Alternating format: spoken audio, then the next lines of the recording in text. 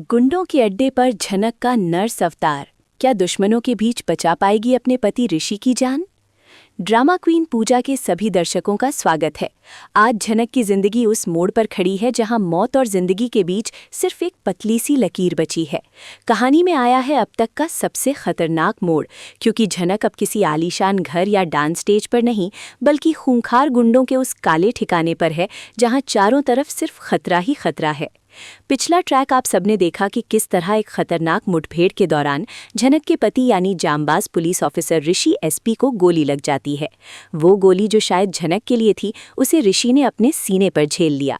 लेकिन कहानी यहाँ खत्म नहीं हुई, बल्कि असली दहशत तो अब शुरू हुई है।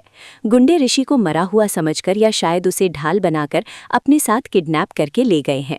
और झनक, जो अपने पति को इस हालत में अकेला नहीं छोड़ सकती थी, वो भी अपनी जान की परवाह किए बिना उन्हीं गुंडों के पीछे पीछे उनके अड्डे तक पहुंच गई है। अड्डे का नज़ारा देखकर रूह कांप जाती है। चारों तरफ हथियार, धुआं और उन अपराधियों की गंदी नजरें।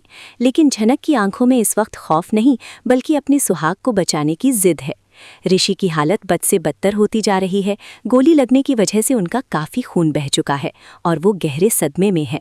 सबसे बड़ा दर्दनाक मोड़ तब आता है जब ऋषि होश में तो आते हैं, लेकिन उनकी आंखों में वो पहचान नहीं है जो झनक के लिए हुआ करती थी। गोली के सदमे और गहरी चोट ने ऋषि की याददाश्त पर ऐसा प्रहार किया है कि वो अपनी ही पत्नी झनक को एक अजनबी की तरह देख रहे हैं। झनक के लिए इससे बड़ी सज़ा और क्या होगी कि जिस इंसान को बचाने के लिए वो मौत के मुंह में घुस आई, वही उसे पहचानने से इनकार कर रहा है। लेकिन झनक हार मानने वालों में से नहीं है। गुंडों ने उसे वहां सिर्फ इसलिए रखा है ताकि वो ऋषि की मरहम पट्टी कर सके और उसे तब तक जिंदा रख सके जब तक उनका मकसद पूरा नहीं होता। यहीं से शुरू होता है झनक का वो नर्स अवतार, जिसे देखकर आप दंग रह जाएंगे। झनक के पास ना तो डॉक्टरी औजार हैं और ना ही कोई दवाइयाँ, फिर भी वो एक योद्धा की तरह लड़ रही है। वो अपने दुपट्टे को फाड़कर ऋषि के जख्मों पर पट्टी बांधती है, अपने आंसुओं को पीकर ऋषि के माथे को सहलाती है ताकि उनका बुखार कम हो सके। गुंडे बाहर बैठकर हंस रहे हैं, शराब पी रहे हैं और झनक पर तंज कस रहे हैं। लेकिन झनक का पूरा ध्यान सिर्फ ऋषि की गिरती धड़कनों पर है।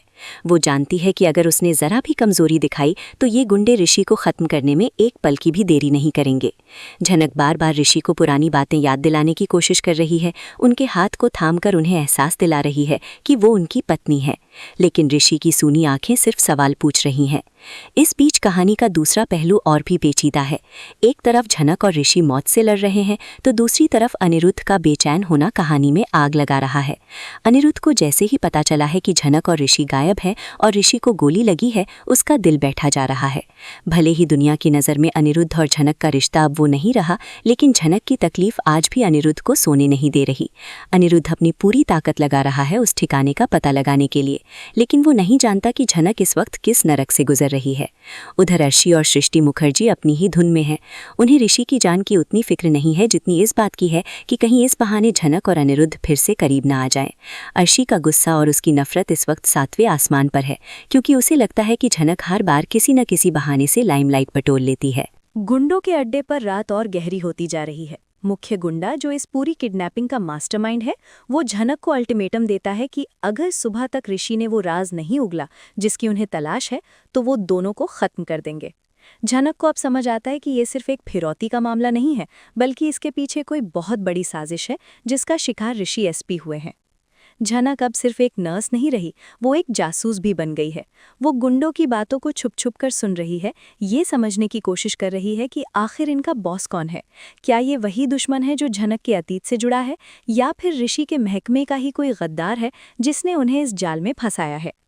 सबसे भावुक पल तब आता है जब ऋषि को तेज दर्द उठता है और वो बेहोशी में झनक का नाम पुकारते हैं। झनक को एक पल के लिए लगता है कि शायद याददाश्त वापस आ गई, लेकिन जैसे ही ऋषि आंखें खोलते हैं, वो फिर से वही अजनबीपन दिखा देते हैं। झनक का दिल टूटकर बिखर जाता है, पर वो जानती है कि रोने का वक्त नहीं है। वो रसोई में रखे मसालों और जड़ी बूटियों का इस्तेमाल करके ऋषि के इन्फेक्शन को रोकने की कोशिश करती है। उसकी यह बहादुरी देखकर गुंडे भी हैरान हैं कि एक साधारण सी दिखने वाली लड़की में इतनी हिम्मत कहाँ से आई। झनक को एहसास होता है कि गुंडों के पास मौजूद एक फोन ही उनकी आज़ादी का जरिया बन सकता है। अब झनक एक खतरनाक खेल खेलने वाली है। वो जानती है कि अगर वो पकड़ी गई तो उसकी जान जा सकती है, लेकिन ऋषि के लिए वो अपनी जान की बाजी लगाने को तैयार है। अगले कुछ घंटों में आप देखेंगे कि कैसे झनक अपनी चतुराई से गुंडों के बीच फूट डलवाती है। वो उन्हें आपस में ही लड़वाने की कोशिश करती है ताकि उसे फोन तक पहुंचने का मौका मिल सके। वहीं दूसरी तरफ पुलिस की एक स्पेशल टीम अनिरुद्ध के साथ मिलकर जंगल के उस इलाके की घेराबंदी कर रही है जहां ये अड्डा होने का शक है। मौसम खराब हो रहा है, तेज बारिश शुरू हो चुकी है और बिजली कड़क रही है। झनक इस माहौल का फायदा उठाने का फैसला करती है।